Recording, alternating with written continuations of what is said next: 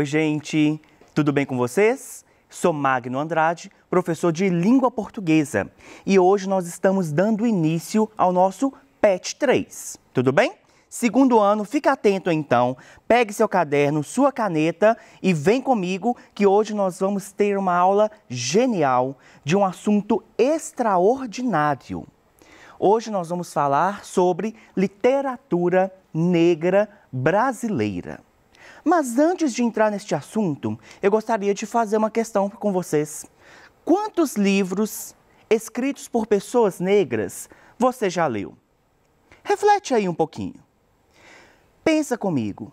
Quantos livros lá na sua escola você já entrou na biblioteca e já pegou para ler e era escrito por homens e por mulheres negras?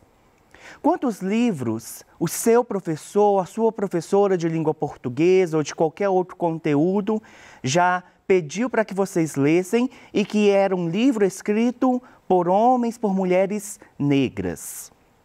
Hoje em dia é muito importante pensarmos nisso. É muito importante nós darmos atenção para este assunto, porque, infelizmente, vivemos em uma sociedade que ainda é muito racista. Basta ligar a TV que vocês vão ver vários casos de pessoas negras que sofrem de abusos, que são excluídas da sociedade. É muito importante hoje nós vermos as pessoas negras ocupando todos os espaços. Isso tem crescido. Um exemplo é o fato de hoje eu estar sendo interpretado por uma mulher negra maravilhosa, que é a Val, né? Que faz a interpretação divina aí para as pessoas surdas. Então, é muito importante que nós pensemos nisso e que a gente chegue à conclusão de que essas pessoas devem estar em todos os ambientes e que o fato de não vermos essas pessoas em todos os ambientes é algo muito grave. Tudo bem? Isso acontece também na literatura. Da mesma forma que, infelizmente, hoje existe racismo em relação às pessoas negras em toda a sociedade, nós ainda vemos o racismo e aconteceu muito racismo em relação à literatura. Por isso que este tópico aqui, olha, é muito importante. Mas, professor, por que você está falando de literatura negra brasileira? O que é isso? A literatura negra brasileira nada mais é do que a produção literária feita por pessoas negras no Brasil, ou seja, homens e mulheres, negros e negras, brasileiros e brasileiras que produziram e que ainda produzem literatura, que ainda produzem textos literários, que produz ali romance, que produz contos, que produz crônicas, que produz poemas, que produz música. É dessas pessoas e é dessa literatura que nós estamos tratando. Beleza? Bora para frente, então. A literatura produzida por escritores e escritoras negras pode vir a apresentar uma especificidade. A literatura, de modo geral, ela tem diversas especificidades. E a literatura negra, ela pode apresentar, por exemplo, o fato de as pessoas considerar sua produção como representação da identidade desses sujeitos. Que sujeitos? Sujeitos negros, pessoas negras. Tudo bem? Além disso, reproduzem também os seus contextos de produção e suas trajetórias pessoais e coletivas. Daqui a pouquinho nós vamos conhecer alguns autores e algumas autoras negras e vamos perceber que muitas de suas produções passam pelo meio em que eles vivem, passam ali por onde eles moravam, pelo que acontecia com eles no dia a dia. Beleza, gente? Tranquilo até aqui? Vamos lá, então. Vamos ver agora alguns autores e autoras e suas obras da literatura negra brasileira. A primeira é essa mulher, Maria Firmina dos Reis. Maria Firmina, ela é genial. Foi, né? Porque já é falecida. Maria Firmina, ela é uma mulher nordestina, nascida em São Luís em 1822. E ela nasceu em Guimarães, uma cidade também no Maranhão, em 1917. Maria Firmina, ela nasceu ainda no contexto de escravidão. Então, ela nasceu, não tem o nome do pai dela, ou seja, nós não sabemos quem era o pai de Maria Firmina. E aos 5 anos, além de ter sua mãe, ela perde. Ela perde a mãe e vai morar com a tia. E aí, quando ela mora com a tia, ela tem a oportunidade de estudar. Ela tem a oportunidade de ter acesso à educação. E aí, quando ela tem acesso à educação, ela continua estudando e forma-se professora. Ela foi professora, ganhou inclusive um título importantíssimo na época de mestra régia, levando em consideração todo o seu processo de dedicação à educação. Quando ela aposenta, em 1880, ela funda a primeira escola mista e gratuita do Maranhão. Como assim escola mista e gratuita? Na época, o racismo era tão forte que pessoas negras não podiam frequentar a mesma escola que as pessoas brancas. Então havia uma diferença, havia uma segregação. E, além disso, as escolas na época todas eram pagas. E aí a Maria Firmina, ela vem e ela quebra com isso. Ela funda a primeira escola do Maranhão, mista e gratuita, e uma das primeiras do Brasil. Infelizmente, depois de mais ou menos 5 anos, ela precisou fechar essa escola porque o governo da época não permitiu que ela continuasse. Em 1859, ela lança este livro, Úrsula, que é um romance. O que é um romance? Vocês lembram o que é o gênero romance? O gênero romance pertence aos gêneros literários e é aquele gênero que vai contar uma história, normalmente uma história um pouco mais longa, um pouco mais extensa. Tudo bem? Em 1917, a Maria Firmina faleceu. E eu quero trazer um ponto importante aqui para vocês. Nos outros slides, vocês vão perceber que eu coloco a obra principal do autor e coloco a foto do autor. Porém, no da Maria Firmina, nós não temos a foto. Nós não temos a foto porque nunca foi possível fotografar a Maria Firmina. Roda na internet uma foto que as pessoas falam que é dela, mas que na verdade não é dela, é de uma outra pessoa, tá? O que temos é uma estátua dela que foi feita com base em uma foto dita, né? É o que chamamos daquele desenho que as pessoas vão desenhando de acordo com o que o outro vai falando. E é uma estátua com base neste desenho que tem. Porém, foto nós não temos da Maria Firmina. Depois da Maria Firmina, nós temos aqui o Lima Barreto. Ele nasceu em 1881 lá no Rio de Janeiro e faleceu também no Rio de Janeiro em 1922. O Lima Barreto ele foi importantíssimo também para a literatura brasileira. Ele foi, inclusive, considerado um dos melhores escritores brasileiros do século XX. O Lima Barreto, ele foi jornalista, ele escreveu diversos contos, diversas crônicas e com assuntos muito polêmicos, porque ele não tinha medo de falar o que ele achava. E aí ele falava e as pessoas rebatiam aquilo que ele falava. Ele lançou este livro aqui, Triste Fim de Policarpo Quaresma, que é um livro excepcional. Inclusive, o Coltec daqui da UFMG, ele tem com recorrência pedido que os alunos leiam e analisem esta obra para a prova.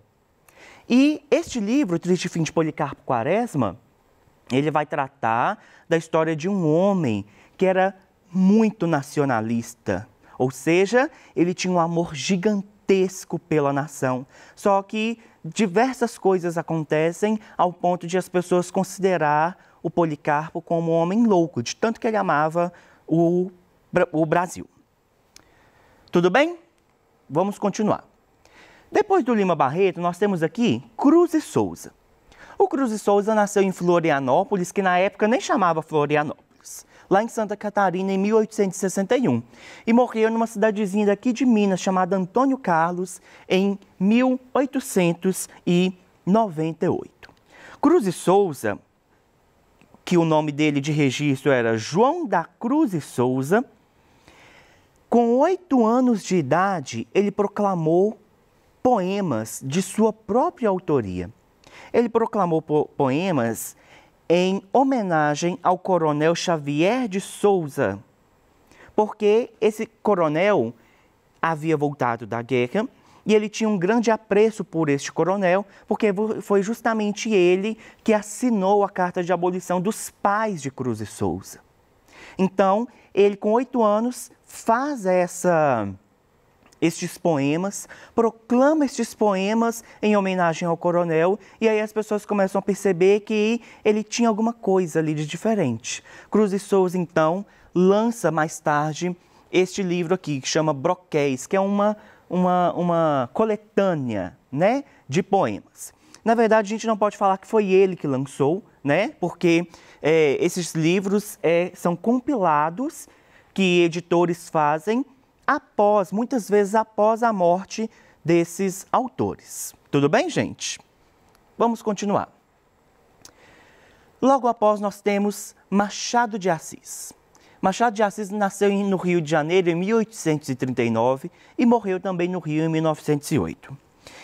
O Machado de Assis é considerado como um dos maiores, se não o maior escritor da literatura brasileira. Machado de Assis, ele foi considerado por muito tempo como uma pessoa branca, ou seja, eles fizeram com Machado de Assis um processo de embranquecimento. Mas, na verdade, Machado de Assis era uma pessoa negra, por isso que ele está aqui nessa aula de hoje, de literatura negra brasileira. Essa foto aqui, ela foi reproduzida e é uma das mais fiéis que tem em relação ao Machado de Assis. Mas se vocês procurarem na internet, vocês vão ver diversas fotos dele. Bom, o Machado de Assis, que o nome dele completo era Joaquim Maria Machado de Assis, ele estudou da forma que deu. Ele não teve acesso à escola formal do jeito que a gente conhece hoje. De tanto que a primeira professora dele foi a própria madrasta. A madrasta dele que ensinava ele. E aí ele foi crescendo e foi procurando as suas formas de estudar. Ainda adolescente, ele teve a oportunidade de estudar francês, quando ele começou a frequentar assiduamente a casa de pessoas que, na época, eram pessoas mais ricas. E, como ele foi aprendiz de tipografia, ele exerceu esse ofício no jornalismo durante alguns anos. Em 1886, Machado de Assis teve uma grande importância, porque ele foi um dos fundadores da Academia Brasileira de Letras. Além de fundador, ele foi presidente dessa academia até ele morrer em 1908. A obra de Machado de Assis, ela é lida e ela é consumida e ela é estudada em todos os lugares do mundo. Ela é traduzida em diversas línguas e, de fato, ele é um dos grandes escritores brasileiros que levou a cultura brasileira para todo lugar do mundo. Essa obra dele aqui, que é uma de diversas, é a Memórias Póstumas de Brás Cubas. É um livro muito interessante, muito legal, porque é um livro em que o personagem escreve a sua história depois que ele morreu. Ele mesmo conta a história, mas ele conta depois da sua morte. Por isso que é Memórias Póstumas. O que é póstumo? É algo depois, né, que acontece depois de falecido, depois de morto. Por fim, nós temos Carolina Maria de Jesus. Carolina Maria de Jesus, ela foi uma mulher fenomenal. Ela nasceu na cidade de Sacramento, em Minas Gerais, em 1914 e morreu na cidade de São Paulo em 1977. Ela morreu em São Paulo porque ela teve que mudar para lá em determinado momento de sua vida. E quando ela mudou para São Paulo, ela foi morar na favela do Canindé. Neste lugar, ela trabalhava como catadora de lixo. E ela contava, ela escrevia, embora tenha estudado muito pouco, ela escrevia o seu dia a dia em diversos cadernos. Então ela tinha na casa dela uma pilha de cadernos em que ela anotava o dia a dia dela. Certa vez, teve uma briga perto de onde ela morava e ela foi intervir nessa briga. E perto dessa briga, acompanhando essa briga, tinha um jornalista. Depois dessa briga, o jornalista começou a conversar com ela. O nome dele era Audálio Dantas. E ele começou a conversar com ela. Durante a conversa, ela revelou os seus cadernos. Ela contou o que ela escrevia. Esse jornalista, então, Dantas, lá na década de 1950, ficou fascinado com os escritos da Carolina Maria de Jesus. E aí ele editou e publicou esses contos, esses contares que ela fazia do seu dia a dia. Estourou quando ele lançou. Já de cara foram 30 mil exemplares vendidos e depois ela vendeu muito mais e também publicou muitos outros livros. Este livro que eu estou falando, que foi o primeiro, é O Quarto de Despejo, que depois foi traduzido em diversas línguas. Bom, e aí, para finalizarmos, eu trouxe um trechinho do livro Quarto de Despejo, da Carolina Maria de Jesus. Eu vou ler para vocês. 20 de julho de 1955. Deixei o leito às 4 horas para escrever. Abri a porta e contemplei o céu estrelado. Quando o astro-rei começou a despontar, eu fui buscar água. Tive sorte. As mulheres não estavam na torneira. Enchi minha lata e zarpei. Fui no Arnaldo buscar o leite e o pão. Preparei a refeição matinal. Cada filho prefere uma coisa. A Vera, mingau de farinha de trigo torrado. O João José, café puro. O José Carlos, leite branco. E eu, mingau de aveia. Já que não posso dar aos meus filhos uma casa decente para residir, procuro lhe dar uma refeição condigna. Terminaram a refeição. Lavei os utensílios. Depois fui lavar roupa. Eu não tenho homem em casa. É só eu e meus filhos. Mas eu não pretendo relaxar. O meu sonho era andar bem limpinha. Usar roupas de alto preço. Residir numa casa confortável. Mas não é possível. Eu não estou descontente com a profissão que exerço. Já habituei-me a andar suja. Já faz 8 anos que cato papel. O desgosto que tenho é residir em favela. Então, é este o trecho, um trecho muito bonito e, além deste trecho, não somente ele, toda a história, todo o livro é um livro muito bonito, um livro muito impactante, porque é a história real, não é só ficção, é aquilo que ela viveu. Tudo bem? Gente, foi um prazer estar aqui com vocês. Nos veremos na próxima aula. Não deixem de fazer as atividades, acompanhe o PET, converse com o seu professor de língua portuguesa e de todos os outros conteúdos por meio do aplicativo Conexão Escola. E eu espero vocês na próxima aula. Mandem as suas dúvidas, porque vai ser um prazer poder responder elas aqui. Tudo bem? Abraços e até mais!